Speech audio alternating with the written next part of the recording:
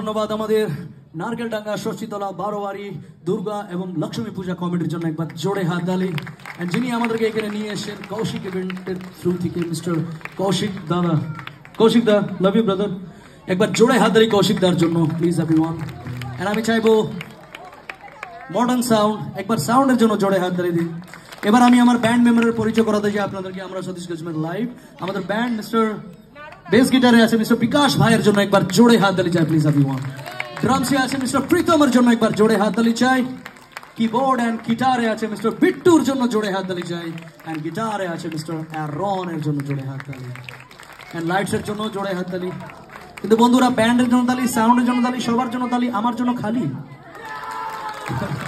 চলো এবার যে গানটি গাইছে এই গানের জন্য চাইবো সকল মিলে একবার আমাদের ইন্ডিয়া